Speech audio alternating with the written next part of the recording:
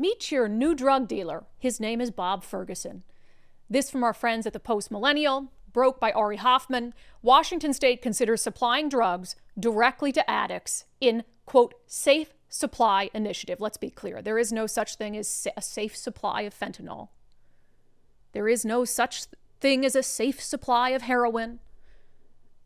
Just like there's no such thing as a safe injection site or harm reduction when it comes to putting deadly drugs in your veins. So now Washington State figures, let's just cut out the middleman, you know? We're already letting people overdose and die on our streets. We're already enriching ourselves off of tax dollars, sending those out to our biggest donors and our allies so they can squander tens of millions of dollars a month, making the drug crisis worse. So let's continue to get more money coming in by cutting out the middleman, so to speak, the drug pushers on the street corner, and we'll just deal the drugs ourselves. In fact, we'll have government-funded bureaucrats inject the drugs right into the veins of drug users. Let's just make this process as simple as possible.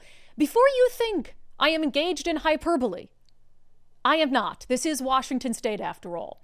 So all of this is born out of a bill that was passed in 2021 that created a working group, because they love their working groups, where taxpayers have to fund studies in working groups to think about all these insane ideas that the Democratic majority has, even though the Democratic majority is going to act on them anyway. The working group is just a way to distance themselves. Wasn't our idea. The working group of experts came up with it, right? So in 2021, there was a bill passed, and as part of it, they had to create a working group to study safe supply options for drug users. So this is, I'm going to read you this verbatim because it's insane and I want you to understand where all this is coming from. Also interesting that it's being handled by the Washington State Healthcare Authority. In what world is drug abuse healthcare? They always say healthcare is a human right, so I guess they do think that fentanyl abuse is a human right. So it said the recommendation was to assemble a statewide work group to make recommendations on a framework for safe supply for inclusion in the Washington State Substance Use Recovery Services Plan, to provide a regulated, tested supply of controlled substances to individuals at risk of drug overdoses. The work group should center people who use drugs with lived and living experience. That's interesting. So yeah, you can't have the dead drug users can't be part of it, obviously. And people who have lost loved ones. So that's sort of the framework. But listen to this too, because I just caught this before we came on today. This work group should consider the values of alternative lawful income sources for people who have been trapped in the illicit distribution economy and could be displaced by a safe supply program to prevent potential unintended consequences that would disadvantage communities most impacted. All right, that's a lot of word soup. Let me read it again slowly because I want you to understand what they're talking about here before I tell you what they're talking about here. The work group should also look into alternative, lawful income sources for people who have been trapped in the illicit distribution economy and could be displaced by a safe supply program to prevent potential unintended consequences that would disadvantage communities most impacted. They're talking about finding new jobs for drug dealers. They're talking about, as part of this, if we're going to take over the distribution, if we, the state of Washington, are going to become the drug pushers, well, we've got to worry about the unintended consequences. I mean, let's not mention all the very clear consequences that would result from that, but we're going to put drug pushers out of work. Homie on the corner won't have a job anymore. So we have to, and he's been trapped in the illicit economy because of probably the color of his skin is what they're asserting here. So not only do we have to take over for the drug dealers, but then when we put them out of work, we've got to find a new job for the drug dealers to avoid potential unintended consequences that would disadvantage communities most impacted. You're telling me as a state government, putting a drug dealer out of work is an unintended consequence? So you're just saying it all out loud because you want drug dealers to still have a job. This is insane. Oh, it gets crazier. So that was the purpose of the bill passed in 2021. Create this working group. Let's look into safe supply. How can we have a regulated, I mean, they're looking at this very much like weed, right? Oh, we do legal weed. Why not legal fentanyl? Have a fentanyl shop on every corner. Heroin, meth, trank, whatever your drug is. So that's what this working group aimed to look at. And they have this sub-working group called the Substance Use Recovery Services Advisory Committee. How stupid is that? Absolutely insane. So here's how they went about trying to research what the best ideas would be. So they went out and they did some data collection as they tried to formulate, what are we going to do here? What does safe supply look like? It says between May of 2023 and September of 2023, a research team at the University of Washington went out on the streets. They interviewed 457 people in Seattle who use drugs. The study revealed high acceptability of safer supply programs among people who currently use drugs, which is not a surprise. They went out, they talked to drug users. 81% said, yeah, we would love it if you just gave us the drugs. Wow, I'm actually surprised it's not 100%. My guess is the other 19% were probably so high out of their minds that they didn't even realize they were being asked a question. It says most participants indicated that receiving a regulated opioid supply would be, quote, a lot less risky than their current supply. Well, no shit. I could get handed a tested supply from the government for free, courtesy of the taxpayer, versus having to go to Fentanyl Freddy on the corner, give him a couple crumpled up dollar bills, or some change I stole out of someone's center council after I broke in the window, and then take whatever he hands me.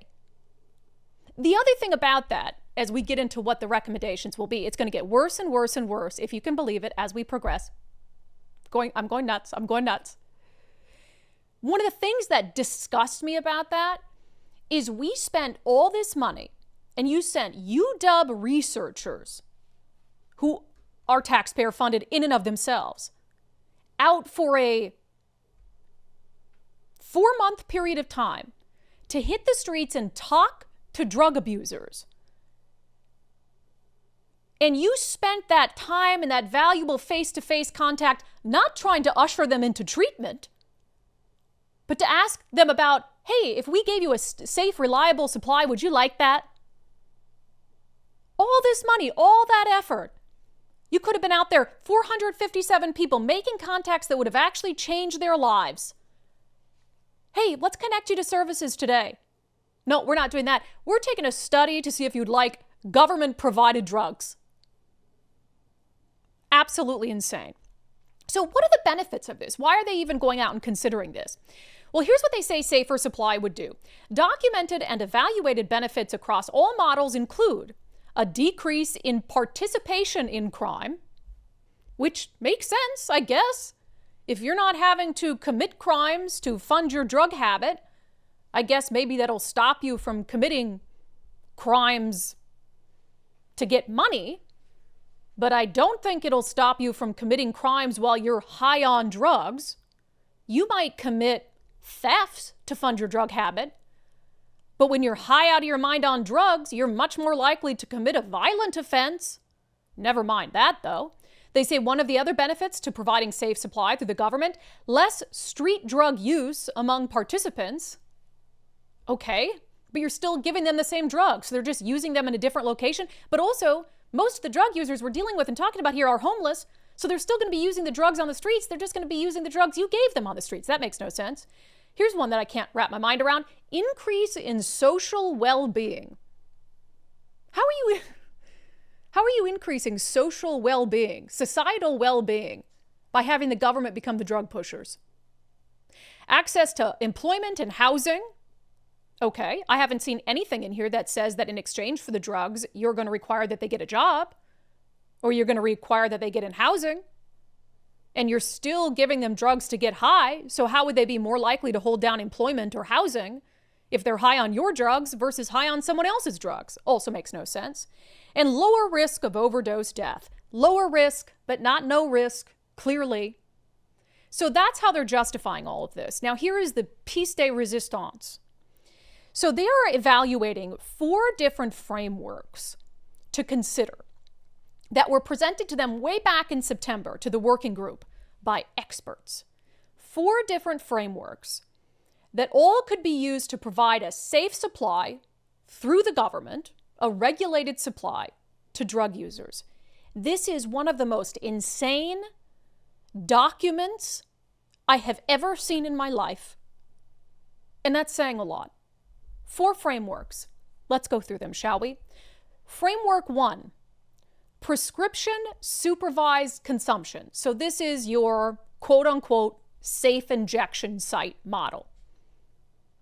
But as opposed to bringing in your own drugs and just using them in a quote unquote safe controlled environment. No. This is the government helping those drugs be prescribed to you and even administered to you. So now you've got government-funded workers providing the drug and even injecting it directly into your veins if you'd like. It says drugs are prescribed and administered in a supervised setting under the care of health professionals and/or peer workers. Framework 2, and that's not even the craziest of all the frameworks, by the way. Framework 2, prescription unsupervised consumption. So this is basically drugs are prescribed and dispensed by a healthcare provider at a dedicated facility, but then you can take the drugs home and use them. So you go to your neighborhood pharmacy, get your fentanyl in a little bottle, get your heroin, and then you just go use them as you normally would. But now you got a bottle that says RX on it. Okay, here's the craziest one.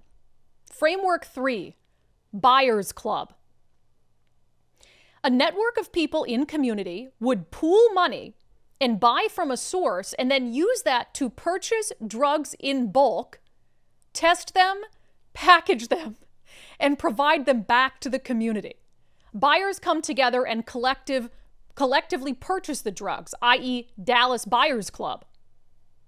Grassroots, no physical location, less institutional. Read that again.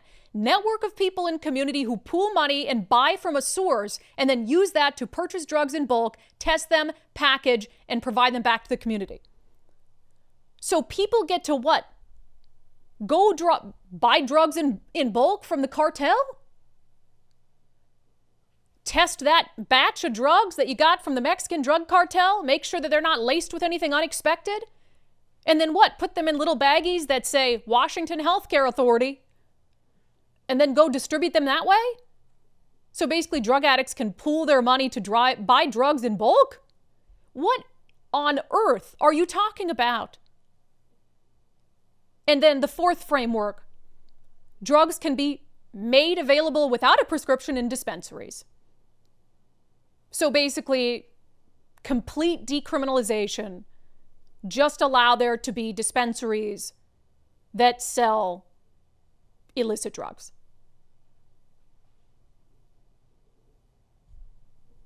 It doesn't matter which of those frameworks they think is the best one at the end of the day. They came out with their recommendations a week ago. It doesn't even matter. None of those are acceptable. There's not one. Not one of those is acceptable in any civilized society. And here we are, millions of dollars goes into this. Now we're in year 4. Pass the bill, create the working group, send out researchers into the community to contact drug users. Would you like us to give you free drugs in a controlled environment? Why, yes, I would. Okay, here's some frameworks. What are ways we can do this? Should government bureaucrats literally just get the drugs and inject it straight into their veins? Should we allow people to go out and purchase directly legally from the drug cartel? Get their little dime-sized baggies out and then go distribute it courtesy of the taxpayers of Washington State? None of those are acceptable. And this is what they were planning to do all along. Those 4 recommendations were introduced back in September to this working group. Now, you might think, how does such insane stuff even make it to paper? How can someone sit there and actually type this? Not to mention the thing I mentioned earlier about, and then after we do all this, what are we going to do for the drug pushers? What are we going to do for the drug users? Harry Heroin, Freddie Fentanyl, on the corner, the poor out-of-work drug dealers. So that'll be the next working group. Reinstating employment for previously employed drug pushers.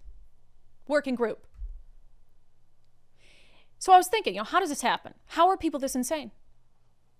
I mean, one-party rule does it, right? This is why I'm so opposed to one-party rule above and beyond anything else. It's not about getting Republicans elected. It's about having fewer Democrats elected. So you get in this mind hive where, oh, that sounds nice. And they word it in a way that sounds nice. Like I go back quick to that one about the finding jobs for out-of-work drug dealers. Alternative lawful income sources for people who have been trapped in the illicit distribution economy and could be displaced by a safe supply program to prevent potential unintended consequences that would disadvantage communities most impacted. The way they word things and their word soup and the government, blah, blah, blah. It's like, no, you want to find jobs for drug dealers because they're being impacted negatively by the government taking over drug dealing. So they put this nice ribbon on it, right? So you've got one party rule, so total groupthink. Sane people are too scared to push back, right? They have this total misguided way. They're thinking about this from a profit standpoint, right? How can the government profit off of all of this? Because that's what they want to do. They don't want to fix it, or we would have fixed it by now because there are other states that don't have the crisis that we have. But I thought, how, these are the 4 recommendations, is no one pushing back. Because when they create these working groups for a variety of things in Olympia, they actually say, here's how many positions are on the work group. This is like in the law, right? For any working group. Here's how many positions, and they have to represent a wide array of stakeholders. So then there's sort of some, Republicans and Democrats trying to come to an agreement on what the working group will be. So in a situation like this, you'd have people with lived experience, right? You'd have people who are out there connecting with drug users. You'd have people who, what else? Provide treatment, right? Do they, at least one representative, and you'd probably have a member of law enforcement, right, on the panel of 12, just to make sure that you're getting some sort of holistic look. Well, here's what struck me when I looked at the work group members. So there are 12 positions. Well, there are supposed to be 12 positions. But if you look down at the bottom, there are 5 vacancies. Anyone want to guess what those vacancies are? Because it'll really help you understand how these are the recommendations that the working group came up with and think are actually viable. Well, the only 2 positions of the 12 that are supposed to be filled by a treatment provider are vacant. The only 2 positions that would have an expert in actual drug treatment are vacant. So anyone interested in treating drug addiction, there's no voice for that in this working group. The other one that's vacant? A representative of sheriffs and police chiefs. So the one position that would have been filled by a law enforcement professional to, tell them this is a really shitty idea and it won't actually make our communities more safe. Vacant. You know what's not vacant? Expert in anti-racism and equity in healthcare delivery systems. Oh, I'm glad that position is filled. Absolutely insane. What do you even do with that? And that some form of this, they're not going to do all of this for nothing. They're not going to do this whole 4 years, create a bill, create a working group. No, when they created the bill and when Democrats crafted it, the idea was always for the state to get involved somehow in drug supply, or else they wouldn't have thought about it in the first place. The purpose of it was to look at safe supply. But they want to distance themselves from it. They want to say they studied it, right? They want to say they called in experts, right? So then they can come a few years later, distance themselves from it and say, this is what the experts say we have to do. We have to start dealing drugs directly to the drug addicts. So this coming session, now that the recommendations are out, that's exactly what they'll do. They're going to start talking about safe supply. And they're going to start talking about the state being the drug dealers and the taxpayers being the ones who foot the bill. Mentally insane.